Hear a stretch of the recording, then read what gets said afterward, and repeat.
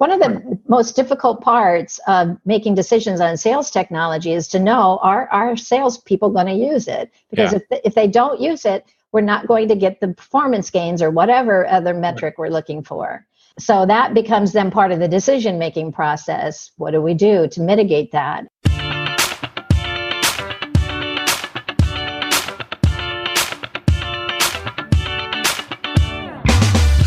Hey y'all, welcome to Selling with Social, the podcast that helps marketers increase marketing qualified leads, sales reps to shatter sales results, and sales leaders to grow as leaders. Each show, we interview sales, marketing, and social media practitioners, leaders, and influencers to help you connect, close more deals, build stronger relationships with clients, and improve your sales productivity. I'm Mario Martinez Jr. You're now listening to Selling with Social.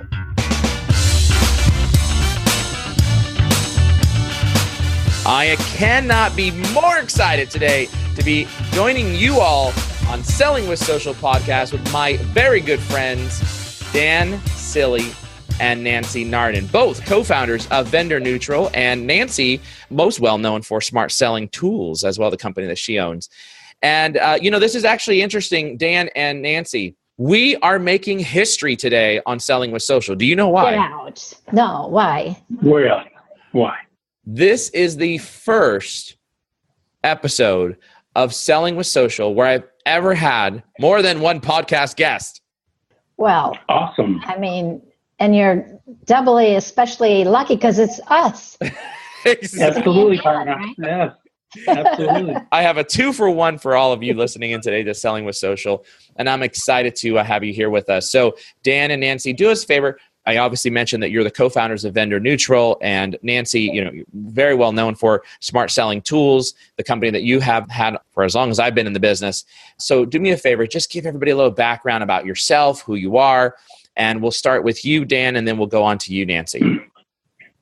Sure. So I'm Dan Cilley. I'm a co-founder of Vendor Neutral with my partner, Nancy Nardin. I'm also a founding member of the Sales Enablement Society and president of the Miami or South Florida chapter. Also the president of the Florida chapter for the AAISB, South Florida as well. So really excited to be here, Mario. Looking forward to it. Fantastic. So it's safe to say, a little bit about sales, a little bit about sales enablement, a little bit about inside sales. Yeah? Yes, absolutely. I love it. Nancy, yourself. I have been in sales my whole career. I started in the early 80s in Silicon Valley selling for the world's first laptop computer. And when we were selling those, we had to convince people why they would want to take a computer with them, because not everyone even had one on their desktop. So a whole different game. And it's actually what I think gave birth to CRM, because now we had to have applications for mobile people. There was no PowerPoint, even no concept of a digital slideshow. Now we're talking about digitizing sales in general. There wasn't even a digital slideshow back then. So needless to say, I've been involved in sales. I know how difficult it is. I know what it's like to try to, sell into large accounts. And I've been kind of following the tech space ever since. And Smart Selling Tools was launched 10 years ago. And Vendor Neutral launched early this year. And we're super excited about that because we give targeted sales tech recommendations to companies fast. That's what we do. So they don't have to spend a lot of time or money trying to figure out what they should be focusing on. I love it. Fantastic. Now, you mentioned something that way back when we didn't even have PowerPoints, but now we're starting to digitize sales. To that end, Vengreso has just launched a new technology, which I'm sure you both have heard of, Conversica, which is your AI-enabled SDR bot. So all of you listening in right now, go to Vengreso.com, download something, and our bot is going to start talking to you, and I swear to you, you're going to think it's a real person. Like you cannot tell that it's not a real person. And I'm okay with talking about that. I think it's really awesome because this is about technology, about enabling and streamlining processes. But you eventually will get to a real person. That I promise you. So, and Conversica has been in the game for quite a while as well, so they deserve it. Good choice.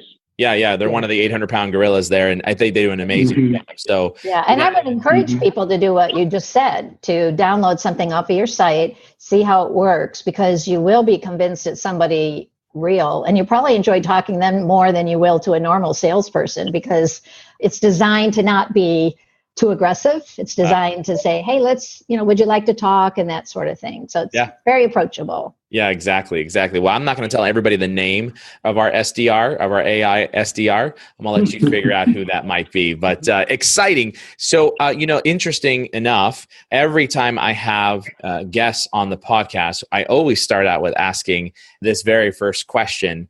And that is, tell us something that nobody would know about you by looking at your social profiles. And I got to get something juicy. Nancy, I'm especially wanting something juicy from you. Well, I got a lot of the juicy things. I don't know. Well, it depends on what you think is juicy. Now I'm embarrassed because maybe it's not that juicy. I'm a bit of a pool shark.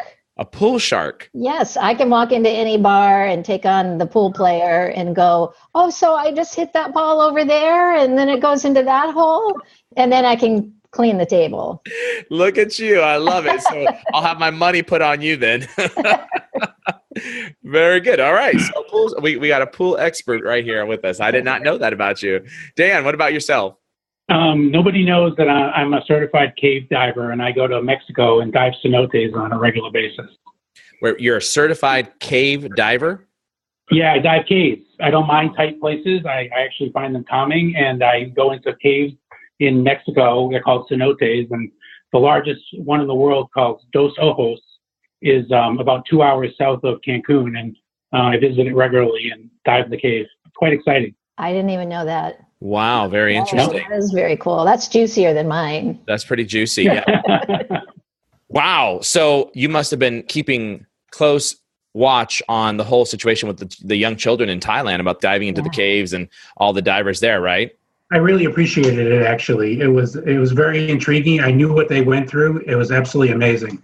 Yeah, so it's definitely amazing. It was amazing how the whole world began watching that particular event and how crazy it was when I found out that the coach, I don't think anybody ever answered, like, what were they doing there anyways in the first place? I never heard that, right? I never heard the answer to that. And why did they go in? And I'm hoping it's because they just didn't want to go in just because. I hope that like some kid ran inside there and the coach made the team follow. That's what I hope it was. But nonetheless, it was amazing that the coach was having them lick the dew off of the inside of the interior cave to keep alive. Like, that was amazing to me. And some of the little spaces, they had to take off their tanks just to squeeze through.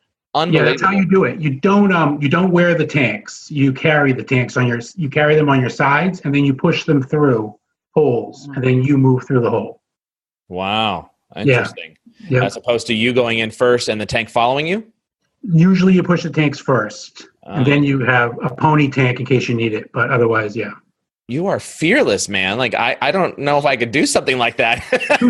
No way. That's not my game right there. That's certainly nothing I would want to do. All right. Well, listen, people on Selling with Social didn't join us to talk about cave diving, although that is very interesting. That's probably in a separate podcast. Today, I want to spend some time talking about sales tools and technology. And to your point, Nancy, talking about earlier, in the old days, I started my career 21 years ago. We had the keyboard that went click, click, click, click, click, right? And it was the GUI green screen, the GUI interface. In fact, I remember using Telemagic was my first CRM. Yeah. That was my first CRM. And I remember little arrow over, click, click, click, click to get over to where you wanted it to be, right? There was no mouse then.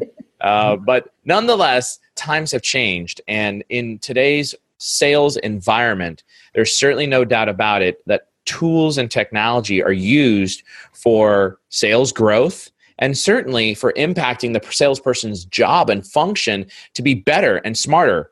But also, just as important, is to understand the buyer better and understand how we as salespeople can service them. But the big question that I always get different answers to, and that is all around cost. The average cost. What is the average cost, the normal spending that an organization should expect to pay on sales tools for an individual sales rep? There is no normal. And that's why everybody asks it, and it's hard to put a number around it. And it depends on who you ask, because, for instance, we go around talking at conferences, and they tend to be more sophisticated industry people that are attending. And so they're going to have different usage or different size companies. However, we did do our first annual Sales Tech Benchmark survey, and we will do that every year so that we can gauge the industry as a whole. And the average spend per month per salesperson is $129. That doesn't mean that's what you should spend. First of all, I think there's a bit of a disconnect between what the respondents say and what reality is, because I think, quite frankly, they just don't realize how much is being spent. So there's that. And then, because if you take a look at, for instance, Salesforce, if you have a professional Salesforce license or enterprise, I forget what their tiers are called now, you're spending more than that, or at least as much as that, just on CRM.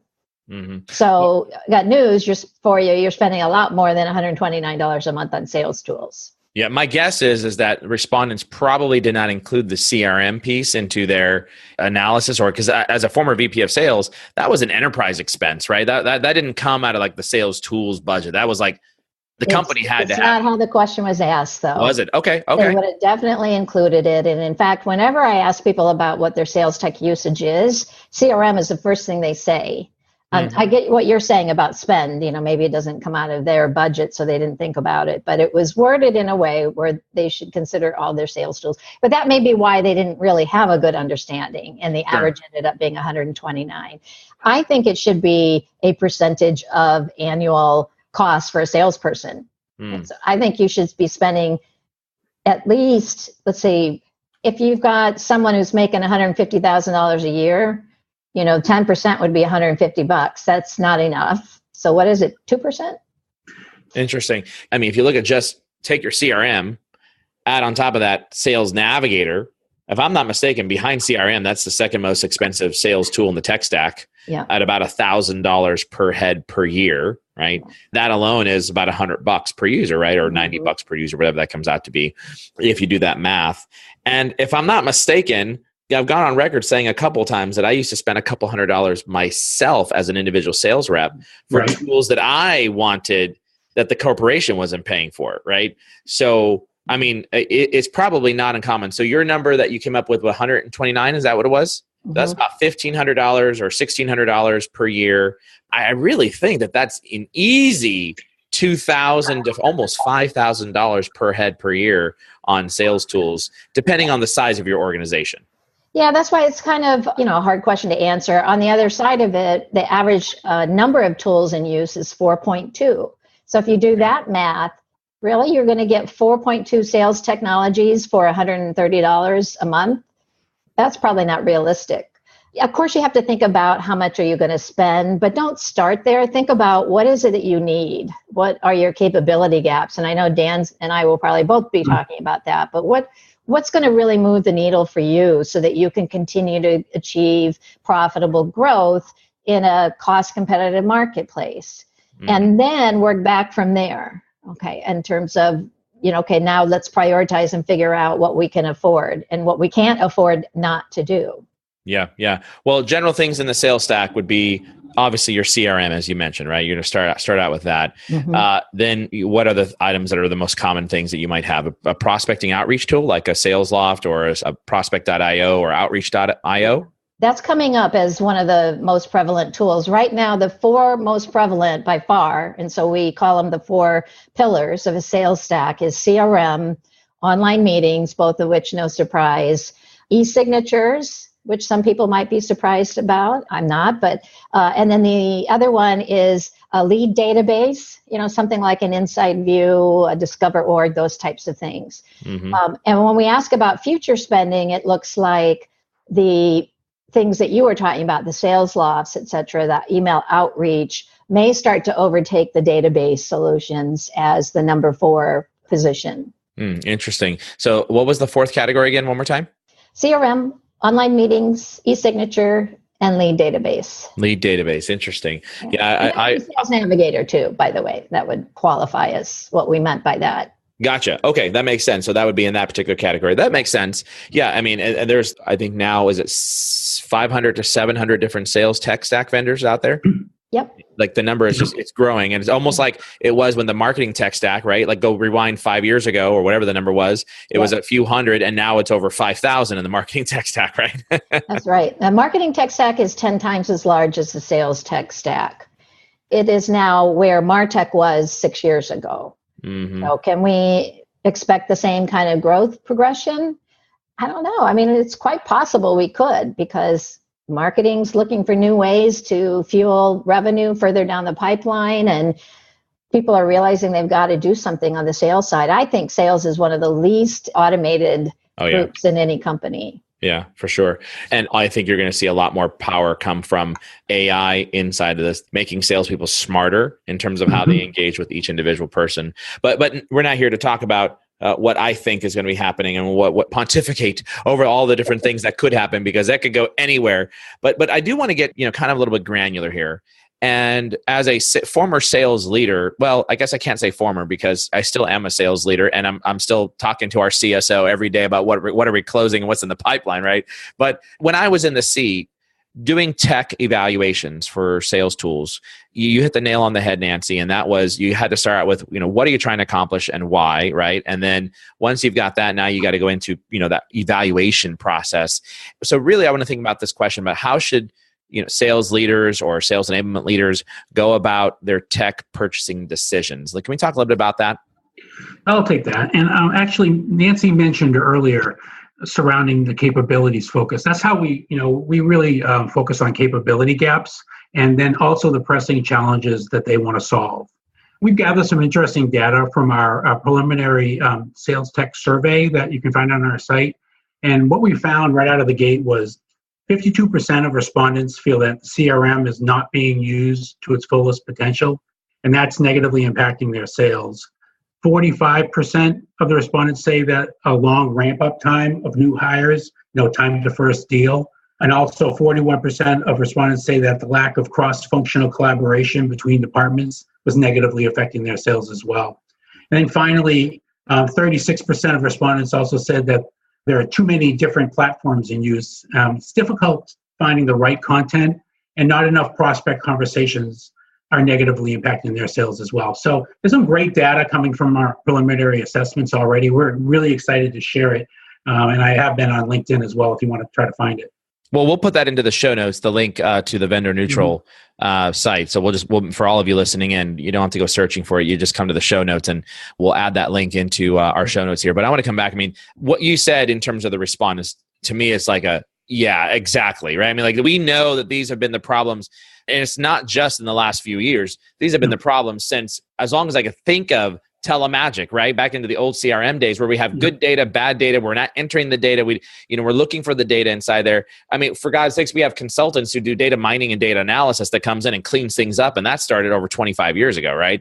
So I just don't understand why it has not been addressed yet or fixed. And if you think about the CRM not being used correctly, of course it's not being used correctly. Why? Well, I'm not, as a sales rep, going to enter my data in twice. I'm not going to send an email. I'm not going to place a phone call and then turn around and have to type in all the notes about that. That to me is just basic 101. So how do we fix that, right? And that's not what we're here to talk about. But to fix that, you use technologies that allow you to seamlessly integrate your email directly into your CRM. That allows you to seamlessly integrate your phone conversations directly into your CRM, so that all of these things are stored and recorded. And for God's sakes, if that rep leaves, I have a repository of data that someone else can pick up. That's right. And that's been a huge challenge to me. And it's just, you think about this, interesting in terms of these problems that you identified. Ramp up time, same thing. How do we decrease the ramp up time? Well, the last one you mentioned was too many different platforms and something related to content. Run that by me one more time, Dan. Yeah, so it's too many different platforms in use. So again, there's a lot of shiny things out there. So a lot of sales organizations buy the next best thing and they bring these platforms in and they expect their sales team to adopt them. But it's confusing. So really, sales reps want to focus on resources that are going to make a big difference. So the other part was difficulty finding the right content, and not enough prospect conversations are negatively impacting their sales. So they want to engage prospects more. So they want to use tools that are going to put them in front of prospects. They don't want to keep dialing and getting the voicemail. They want to engage with prospects. Well, yeah, I mean, don't we all? So those are three different things that all had the same rating, a 36%. Yeah, all the same percentage. Those were problems that were negatively impacting them. But I just want to make a comment about the CRM thing. I mentioned early 80s. That was 30 some odd years ago, right? CRM hasn't changed a lot. Okay, it was about 20 years ago when Salesforce launched the SaaS version, so that was great. And we have been evolving somewhat, but CRM is still a system of record. It's still a database, and the main way to enter data is to enter it manually. And that will go away at some point. It has to. It has to. It's a ridiculous thing to ask your salespeople to do, but it's been the only way so far. That's not true anymore with AI technologies, with machine learning types of things, and with some of the solutions that you mentioned. Well, you didn't mention specific solutions, but you mentioned what they do. Like Alono is one of those that would automatically put things in. Sales Director AI, Cirrus Insight, excellent for just work your email, and then on the side panel you've got your Salesforce information right then and there.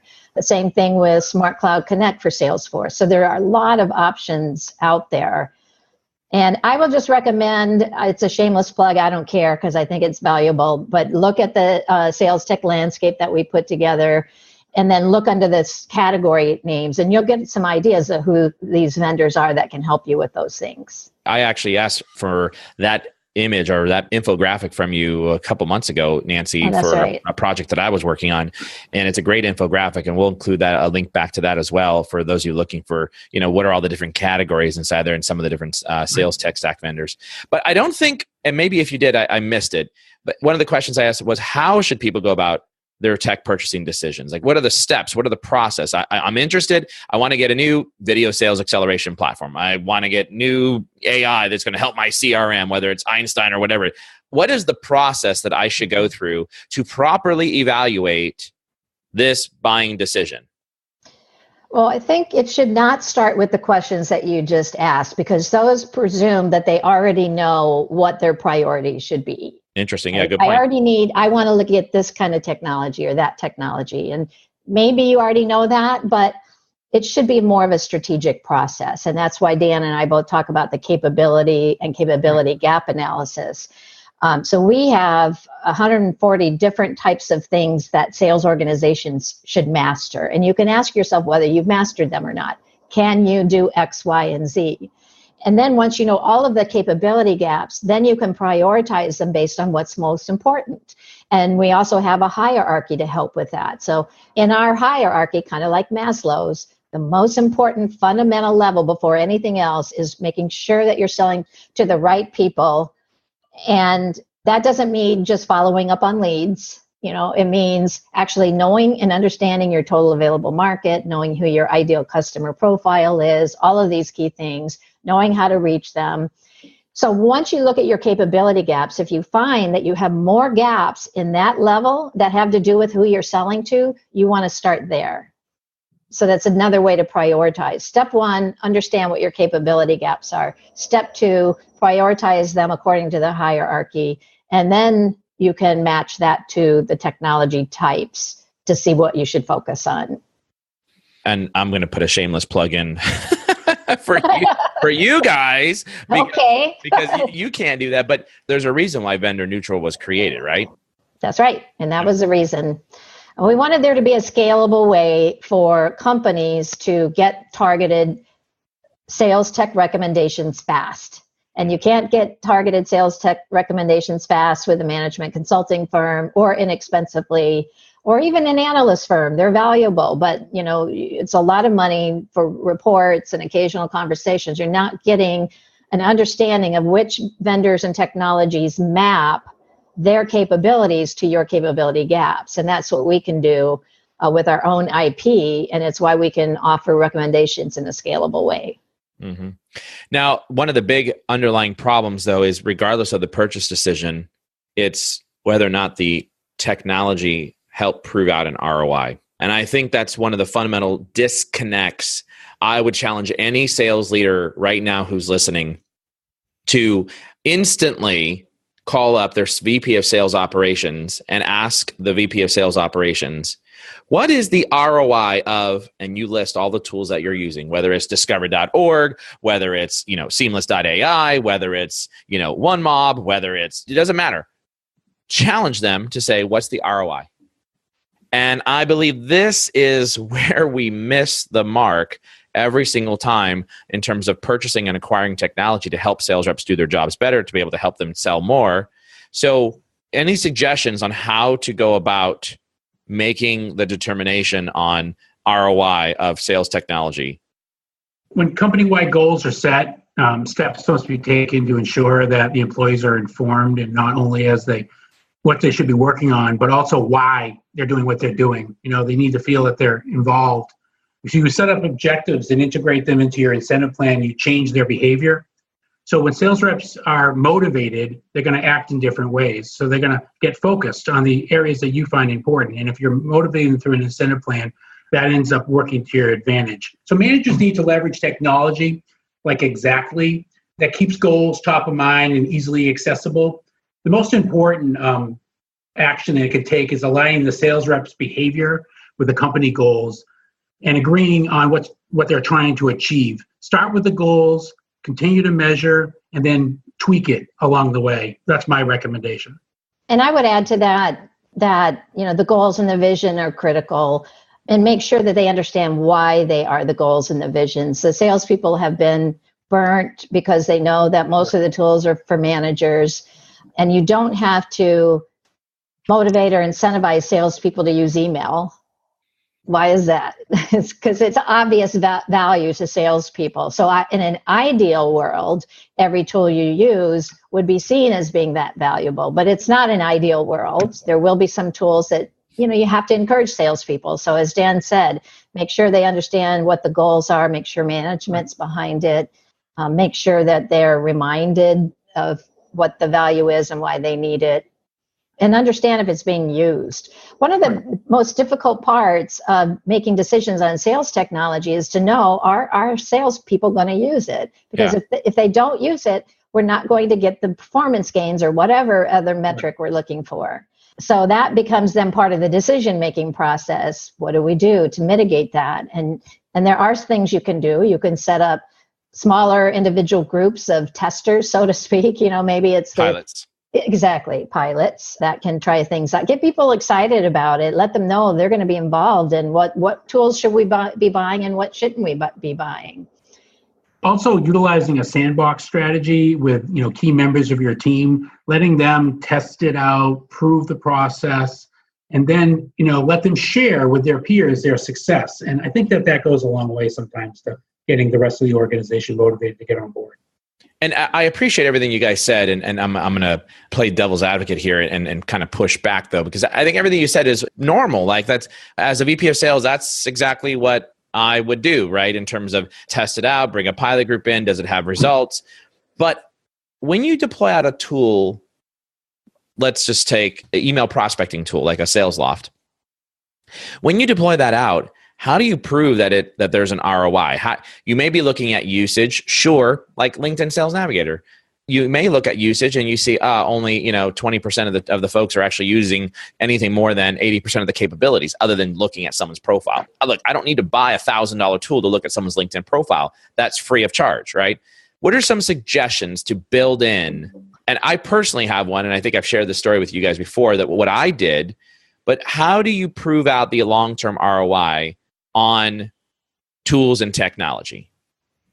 You want to ask the vendors that question, because if they can't answer it, then how can you expect to be able to know the answer to that? But I was, as you were talking, going to say, well, there was one person who gave me an idea that I thought was one of the best ever, and his name starts with M and ends with O, and there's an REO in the middle. I mean, seriously, I think your idea, you should share it, because it's a great idea and it's simple, right? That's probably why it's so great, because it's just simple. It can be really complex to measure things. So I think you should share it. Oh, well, thank you. Thank you, Nancy. No, I mean, for those of you listening, and I was talking with Nancy and Dan, the key thing that you said, I forget who was it, but Dan, was you want to get your sales reps to buy in and to actually showcase that they're going to use it and adopt. But the challenge I've always experienced was that I couldn't get reps to adopt, no matter how much I pushed, no matter how much oversight. I can't manage to that level of detail on a day-over-day basis. So when I was in the seat, what we did is we said, all right, we want to track specifically what tools are being used in the tech stack and what tools the sales reps actually thought were of value. And so we did something so simple and it proved out to be nirvana. I had a theory, and that theory is that the tool that we were using, and forgive me, Salesforce, but data.com at that time for that sales organization, for their sales processes, we love you, was of no value to the organization. And we were spending a considerable amount of number in the six figures for that particular tool. But how did you come to know it was of no value? Because the sales reps kept saying that is no value. That they weren't finding good results or those types of things, right? They kept wanting to use a different tool. So we had been paying for this for I don't know how many years. So I went to my VP of Sales Operations and said, "What's the ROI on this tool? And oh, by the way, on Discover.org and Zoom Info and LinkedIn Sales Navigator." And I went down the list of tools, and I got the deer in the headlight look. Right? Well, we don't know. What do you mean you don't know? Well, the sales reps, they say that they like it and they need it. Yeah, but they also say that they need $1 million commission check, but we don't give that to them, do we? Right? So how do we know? So what we did was in our Salesforce system, we implemented a required field. Yes, for all the sales enablement and operations people. Yes, we modified the CRM to meet the needs of the sales organization. And yes, we made it a required field. And so what we did was right in the contact section where you would have someone's first name, last name, address, all that good stuff that you put in, contact in. Anytime someone went to open an opportunity or to update an opportunity, they were forced to have to select a field that said, which sales tools did you use to open this opportunity? And it was a drop-down list. And there was only 8 things inside there. We had a Zoom Info, data.com, LinkedIn Sales Navigator, Discover.org, right? And you could multi-select or you could say none. And you could not pass go and save that opportunity until you selected tools. And what we did was we actually said, we went out to the sales organization, 350 sellers, and we said, guys, congratulations. You've been clamoring for new tools, new technology, and we're so thankful that you guys have been so vocal about this. But here's what you get to do. You get to tell us which tools are valuable and which ones are not. And the ones that are not, we're going to take those dollars and cents, and that big tech stack list of tools that you've been wanting, we're going to redirect those funds into the other sets of tools. And so it empowered the sales organization to be like, wow, okay, great. So I'll tell you which ones I use to open my opportunity. But then we one-upped it, Nancy and Dan. And what we did was when they went to close the opportunity, there was another new required field that popped up that they had to go through the exact same set of questions, which was which tools did you use to help you close this opportunity? So maybe throughout the sales process and or in the closing. And sometimes it was different. You may have used data.com or Zoom Info in the beginning, but you used Sales Navigator and Discover.org at the end. And it was very insightful. And what we quickly found out was with one of the tools, within 6-month period, we were able to figure out that, in this case, LinkedIn Sales Navigator attributed about $4.5 million to the open pipeline in ACV. Another tool was almost $5 million in ACV. And another tool that we were spending 6 figures on attributed $1,100 in ACV to the open sales pipeline. $1,100. And guess what we did in month number 9? No longer in play. No longer in play. Turned it off. Saved the company almost $250,000, and we took those dollars and cents and reinvested it back into new technology that the sales organization needed. And people probably said, well, what happened with the sales organization? Did they scream? Did they cry? Not one single peep that came from the sales organization. It was nirvana. We quickly were able to figure out an ROI analysis against the tools and against opportunities just by simply putting in new required fields. See, that's elegant in its simplicity. It gives you the information you need, and it makes salespeople be involved in the decision. So that was beautiful, and that's why I remembered that story and wanted you to share it with everyone. Great communication. Great job. Well, thanks for that plug. I appreciate that, my friend.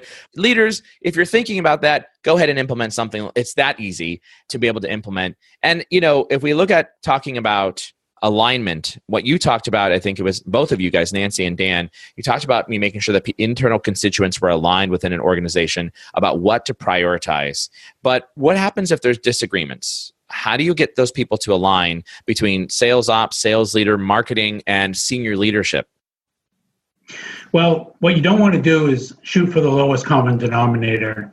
If you focus on helping each constituent, each group get what they want, you're just going to end up with a pile of tools. We're all about finding the right mix of tools rather than buying one-off tools, shiny things. And I like to refer it in that way because that's what it is. Because you don't really know what you're getting sometimes. It's okay to implement one tool at a time. And actually, we recommend that, especially if it's a long-term strategy. And then you can make your decisions based on strategy, not a gut reaction or the latest fad or what other people are telling you. You really need to base it on your organizational strategy when you make these tool decisions. Yeah. Boxing gloves help too, to figure out who's going to win. But, that's where that prioritization hierarchy comes in, because you can say, listen, guys, we know that, this constituent says that everybody kind of needs a little bit something different, but what's most important in terms of friction to drive more revenue with less cost? Which of those is going to move the needle the most? And oftentimes that has to do with talk time. How much time are salespeople actually spending communicating with prospects? And maybe that should be your goal. And if marketing, what you want to do, doesn't align with that, then we're not going to do that right now. Or if sales enablement, that doesn't align with that, then we're not going to do that right now.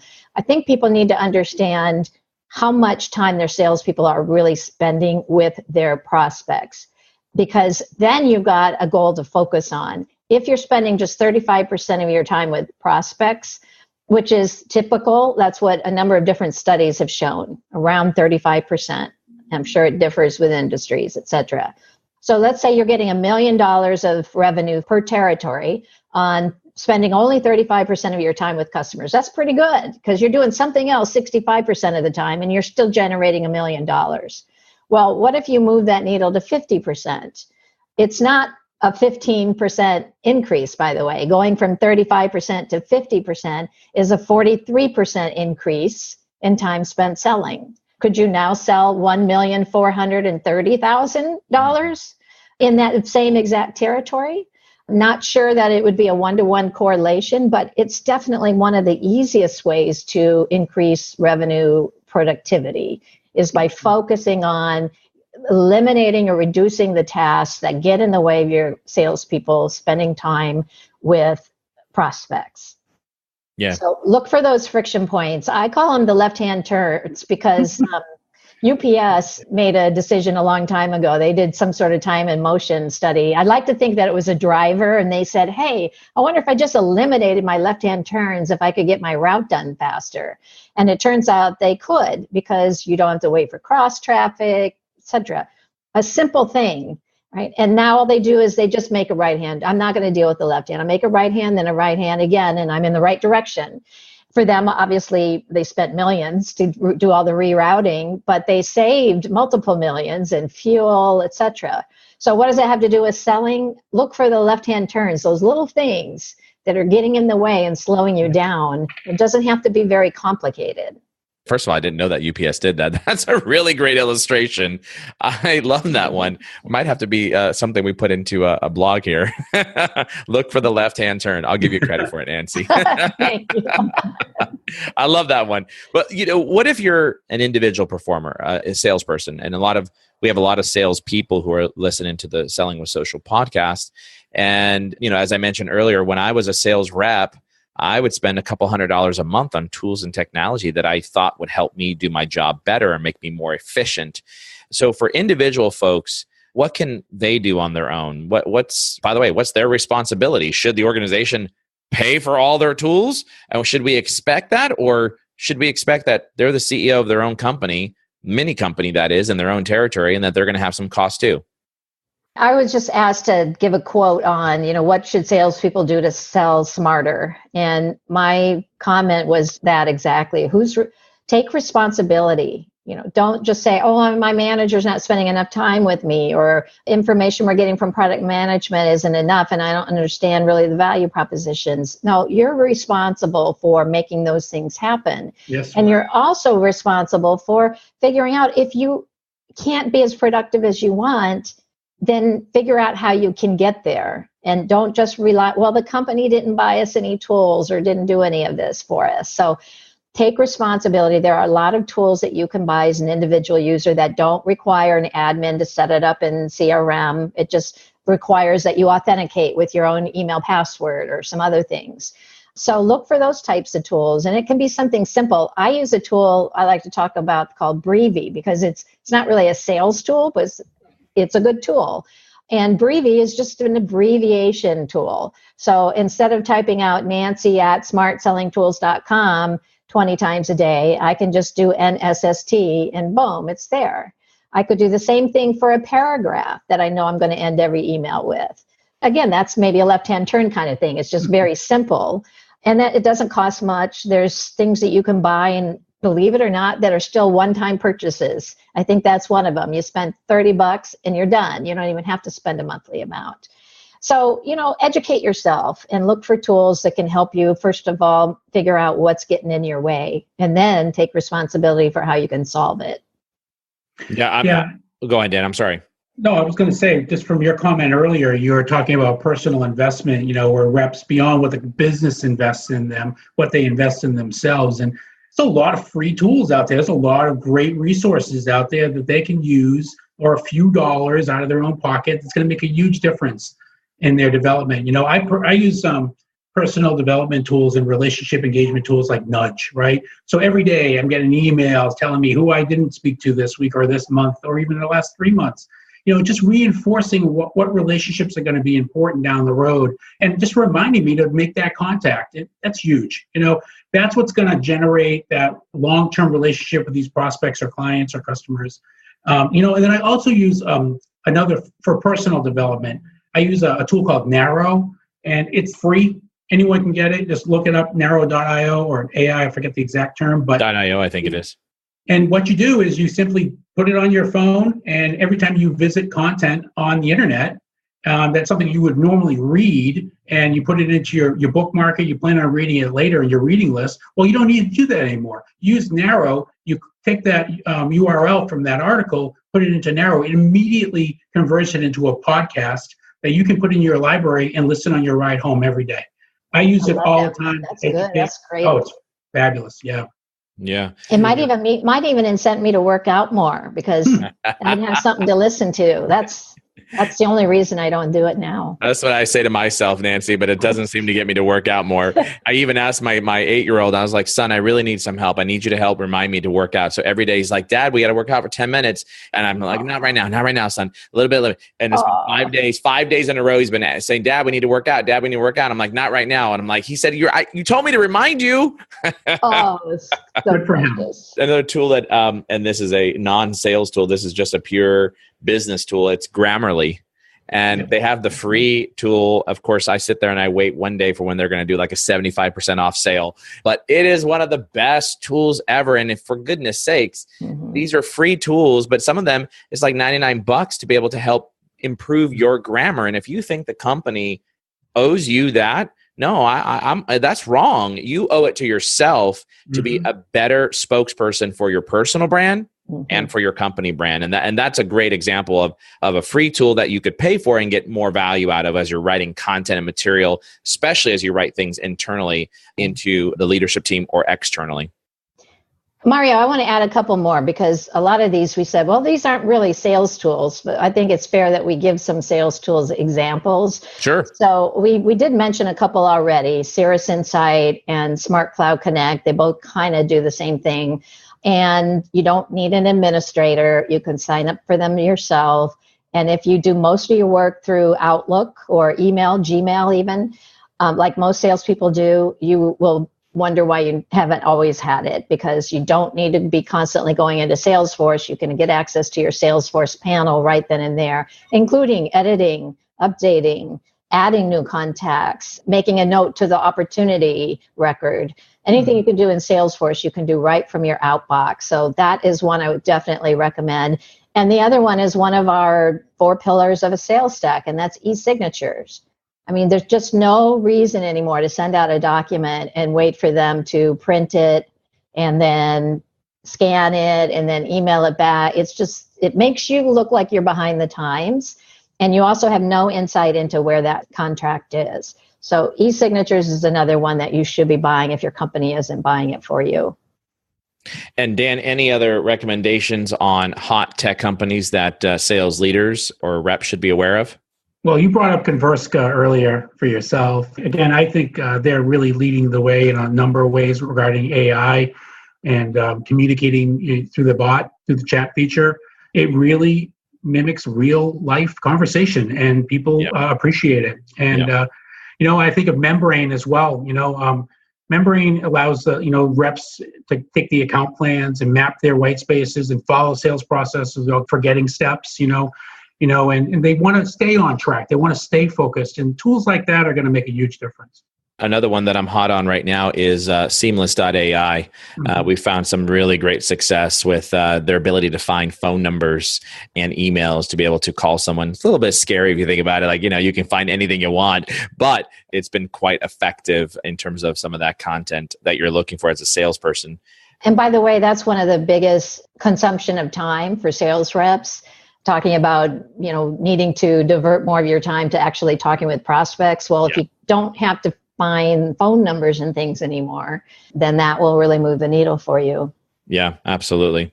Well, Nancy and Dan, this has been a fabulous conversation to spend some time talking about tools and technology. And certainly, if anybody's interested, Vendor Neutral helps with this process in terms of evaluating and doing assessments of what your current state is and where you need to go. And I encourage you to reach out to my friends, Dan and Nancy.